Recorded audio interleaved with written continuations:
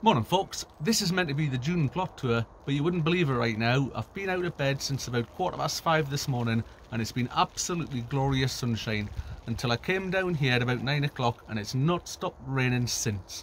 So I'm hiding out in the shed for a little bit until the rain stops, and once it does we'll get the plot tour on the go for you. I've been outside now about 5 times to start filming. Every single time I pressed record on the camera it started to rain. Can you believe it? So we're going to start the plot tour off from the shed. So we can see there's a little section at the top of the plot here. It's a little bit unloved. I've not done anything with it yet. Over there we've got one of the good old compost Daleks. That was on the plot when I took it over, which was great. I've been filling that up with food scraps, bits of cardboard, weeds that can go in there. Hopefully in about 12 months time we'll have a nice big pot of compost there that we can use on the plot. Next to it, also on the plot when I took it over, was this big brown wheelie bin. I've got no idea what I'm going to do with that. If anybody's got any ideas, please let us know. And finally next to that, we've got this good old little trampoline. Again, that was here when I took the plot over. I would like to think I could recycle it, especially the hoops and the frame, and turn that into something, but it's pretty rusty and it's looking pretty ropey, so that might end up going to the tip at some point. Just behind them over there, we've got raspberry bushes down the right hand side of the fence, and there's a few more over the left hand side there. In between them, it's just weeds at the moment. I need to get over there and get those taken out. However, I've got plans to maybe build a fruit cage up this end of the plot. Once those raspberries have fruited over the summer and I started to die off a bit for the autumn, I think I'll get a fruit cage built in there, and we'll maybe get some other bushes in there as well. Maybe some blackberries, some gooseberries, some blueberries, and we'll see how that goes. So just over to the left hand side there, beyond the raspberries on the left, there's a little bed I've just dug there, and you can see we've got the startings of some pumpkins. I'm hoping to grow my 8-year-old boy some pumpkins for Halloween, so we'll see how well that works out, and I'll keep you updated on them as we go. You notice there's a little pot in the ground next to them. That was an idea that I got from Tony down at the Little Farmer's Farm, where you dig a pop bottle into the ground. It's about 3/4 of the length of the pop bottle into the ground there, and it's got 5mm holes drilled into the bottom of it and into the lid. So I water the plants through there, because squashes and pumpkins and that sort of plant, they love getting the water right into the roots, so that's why they're in there. Right, we'll take a little pause here and we'll see if the rain dies off, and then we'll get out and take a look at the rest of the plot. Great news, we've finally made it outside. Apologies if there's a bit of wind noise, the wind's picked up recently.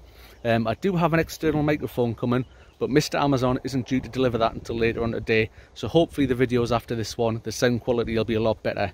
So we'll just move along here, and the first thing we'll come to on the right hand side here is the rhubarb bed. We've got 2 blocks of rhubarb grown here from crowns at this end. They've come on absolutely great guns in the last couple of months. They're really doing well. And if we move along here a little bit, all these rhubarb plants here, the other 4, they've all been grown by seed. So that's going to be at least another year or 2 before I get any decent rhubarb from them. But the crowns are producing, so hopefully in another couple of months' time there'll be some rhubarbs ready to pick. Moving to the end here, right over here, we've got some comfrey. These were the comfrey roots that I've just put in just last week. It's a variety of comfrey called Bocking 14. That's the one that doesn't spread like wildfire across your whole plot. So there's 5 little plants there. So hopefully over the next few months they'll grow, and the idea is to harvest that to make some comfrey food to feed the rest of the plants. And I think pretty much every allotment has one of these. It's a big pile of stones. When I've been digging the soil, these stones are, I don't even know where they all come from. I've never seen so many stones in my life, and I've just been building a big pile of them for the time being. Eventually, I think I'm going to put them along the length of the fence to help weigh the bottom of the fence down, and again, keep those pesky rabbits out. Right, we'll go up the side of the rhubarb here, and we'll turn around and we'll come down the other side. So these were the first 2 beds that I ever dug on the plot. Absolutely full of potatoes now. Apart from this one you can see here, this is a radish that's gone to seed. So because radishes grow so quickly, I grew radishes and we got a great crop from in between the rows of potatoes. They're all gone now, and I've obviously missed one, but I'll let that go to seed and I'll collect the seeds from them and I'll just use them again to grow more radishes. One mistake I think I did make on this potato bed is this one on the right hand side here is probably a bit too wide, and I really struggle to get into the middle of it. So I think once all the potatoes are dug up and out the ground, I might remodel this area of the allotment a little bit and try and make these beds a little bit better, a better size for next year's crop that's going in. Hence why I've not put any wood chips or anything down the middle here. We've just got the weed fabric keeping things at bay. So we'll move down a bit. We'll do the whole right hand side of the plot first. I'll do a turn at the top and we'll come down the other side. So I need to build a path here. All the paths are about the same size, they're about 75 centimetres wide. That's so I can get the wheelbarrow down, get it turned and get it back up the other way if I need to. So this is the onion bed. You might wonder why I've got netting on top of the onion bed. Something has been in here twice and eaten all the tops off the onions. I've no idea what it is it's been in, or how it's getting in, or why it's done it. So the onions have finally been netted. So they'll probably be a little bit later than I'd wanted, because all of the tops have had to grow back a bit. And I've just noticed this one here just going to seed there, so I'll have to get in there and cut that flower off just to keep them growing for a little bit longer. So if we move along here, next up down this little path, we've got a bed of mixed brassicas in here. There's some little snowball turnips or Swedes, whatever you want to call them. There's some cabbages and some cauliflowers. They all seem to be growing quite well. They're not doing too bad, apart from this one here where the tips of the leaves have gone a sort of yellowy kind of colour. So I'll keep an eye on that one. It might have to come out at some point if it doesn't get any better. So now that we're getting towards the top end of the plot, you'll see that nothing has really been done at this end. We've probably got about, I don't know, it's about 5 metres by 10 metres at this end of the plot still to do. It's a little bit of a dumping ground at the moment. We've got some pallets that we're going to do something with, and we've got some old bits of fence. The fence along this side as well needs new chicken wire all the way alongside it, so I need to get down to B&M and get a roll of that and get that fixed up. Eventually, I've got grand plans, whether I do it this year, whether I do it early next year, is to have a polytunnel up this end of the plot. That's why nothing's been done with it just yet. Next to the brassica bed here, we're going to have one more bed that'll finally be put in, and I've got some kohlrabi and probably some purple sprouting broccoli that's going to go in there over the next few months. Yeah, so a little bit of waste ground up this end of the plot. I've not quite got to that yet, but we'll get to it eventually. I've covered this bit up here with the weed fabric. That's just to kill off what's underneath it. That's all the spare weed fabric I had, so I couldn't do all the rest of it. Hopefully when I take that off, all the weeds under there will be dead and I can just get on with growing stuff in that ground. So, onto the other side of the plot. This side's slightly different to the other one. So the left hand side there, all the way down there, or was the right hand side when I came up the way, now I'm going down the way, it's on my left hand side. These are all no dig beds. So the other side of the plot is dug, this side of the plot's no dig. That's just a little experiment I'm doing to see what grows better. One thing I can tell you is that the weeds on the side of the bed that where I dig the soil are absolutely horrendous and a pain to keep on top of. Whereas these no dig beds where I've got the pallet collars that have been built up, absolutely brilliant for the weeds. Doesn't take anything at all to keep on top of them. So if that's anything to go by, the other side might be going no dig at some point as well. So just as the wind picks up, the first bed we've got here, we've got some sweet corn. You can see I've grown it in 2 rows of 3. It's important to have it in that sort of cube kind of shape because sweet corn germinates by using the wind. So you can't put them in one big long straight row, because if the wind doesn't blow in that direction, your sweet corn is not going to germinate. Next bed up, we've got some courgettes in there. We've got 4 courgette plants. There is some flowers on it. They've not quite sprung into life yet. I'm hoping over the next couple of weeks we'll see some of the courgette flowers appear, and the bees will come along and do their job and get those pollinated. If not, you can pick the male courgette flowers off and pollinate the female flowers manually, just to make sure that you're going to get a crop off them. And this one over here that's got the hoops on it and the netting over the top of it, we've got some Brussels sprouts and some broccoli in there. We'll see how they get on. The broccoli's already had a bit of a hard life. It's had something nibbling at it. I think that was done when I start all the seedlings off at home, and then because I don't have a cold frame, I just put them out during the day and take them in at night. And I think it's had some of the white cabbage butterflies on them, because I kept finding tiny little caterpillars, and I've picked them all off, and there was some little black dots in the elbows of where the leaves come off, and I'm taking it that's the eggs. So I gave them a good spray with a little water jet, and that's got rid of them. So hopefully they'll recover and we'll get a decent crop from there. So moving along a little bit, over here we've got some carrots. That was a double height pallet collar bed that they're in. The compost seems to have really sunk down to about halfway in there, so I don't know what's gone on with that. We'll have to do some plotting and planning for next year to see how we can improve that and make that better. That soil that's in that bed took me absolutely ages to get right, because I've mixed it in with sand, compost and topsoil, and I've never sieved so much soil in my life to get that bed ready, because as you'll know, when carrots grow, when they're growing down the way, if they hit anything, they'll fork off and they'll go into all sorts of weird and wonderful shapes. Next over here we've got some leeks. They've all been grown from seed and they're actually doing pretty well. They've put on quite a bit of width since I've put them in. You can just sort of start to see some of the whites at the top there. What I'm going to do with that is I'm going to pack some compost around there, a little bit like you would do when you're earthing up potatoes, and that'll help the white bit grow more, so you get more white part of the leek and less green part of the leek. Next we'll have a little look over here. We've got some French beans that are grown in here. I got these from my plot neighbour over the other side there. They seem to have struggled ever since I've put them in, and I don't really know why. There's some really good compost in here, and I've put some chicken manure in there as well. That's the sort of squidgy brown sort of stuff you can see over the top, and they just seem to be struggling a little bit.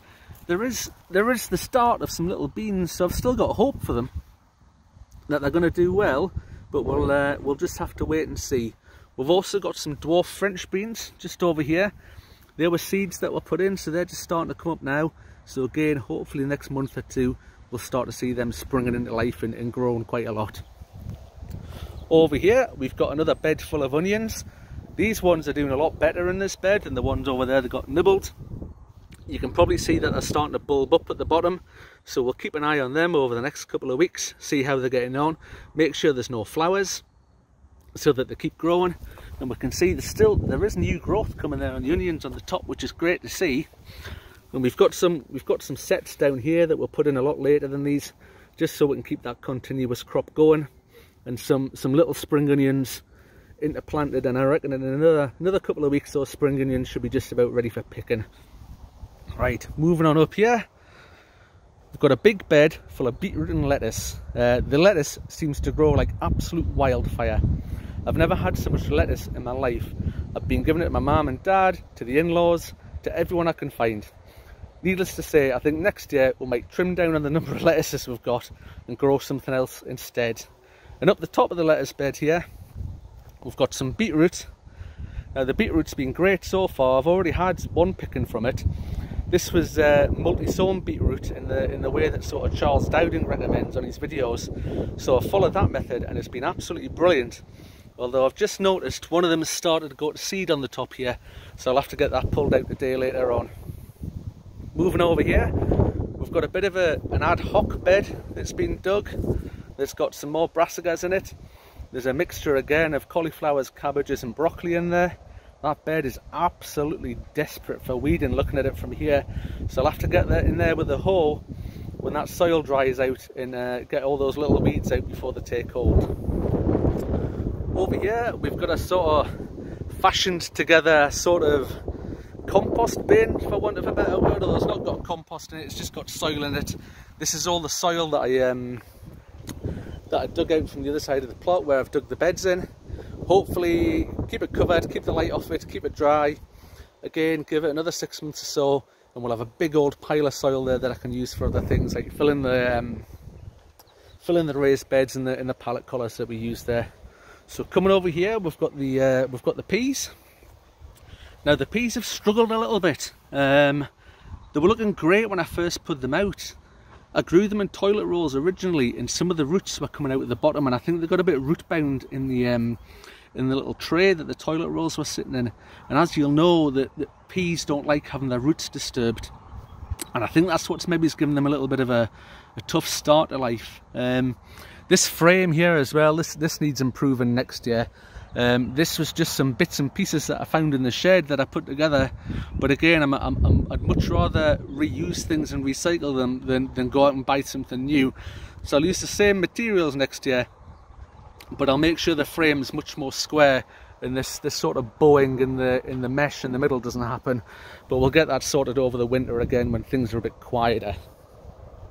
Over here we've got the strawberries. These were all bare root strawberry plants, so they've taken a little bit of time to get going. I didn't have them covered in time, and something got in and ate a load of the strawberries just as they were appearing. I don't know whether it was a pigeon or a mouse or what, but it got in and made a right mess.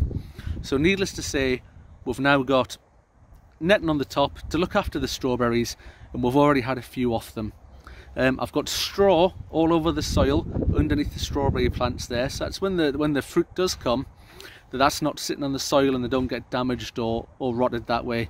It also helps to keep moisture in the soil, and it helps to keep away little bugs like woodlice and things like that like to nibble on the strawberries as well.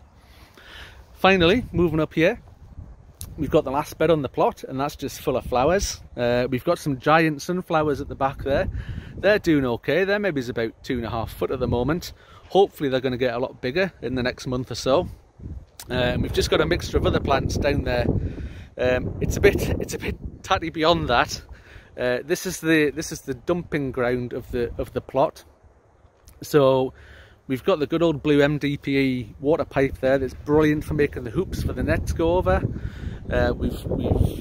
Oh, I don't know why that camera's just turned that way. We'll turn it back.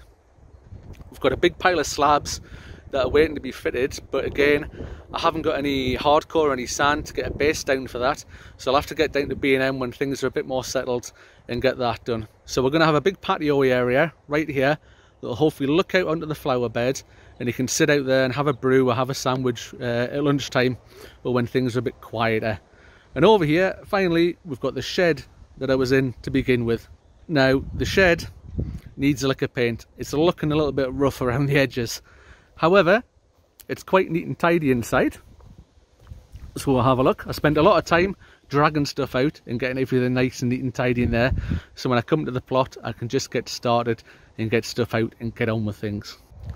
Well folks, thank you very much for watching that. And if you've managed to stick to the end, well done. One other thing I meant to say was about the paths that I've built in the plot. You'll notice that they're all covered in wood chip. There's a great supply of wood chip just up the other end of the allotments here. There's a guy who lives beside us who's he's a local tree surgeon.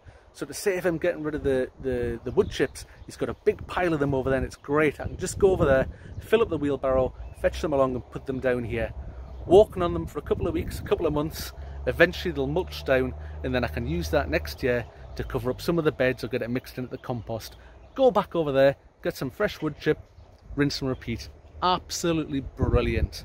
Right, anyway, thanks again for watching. Hope you all keep well. Bye bye for now.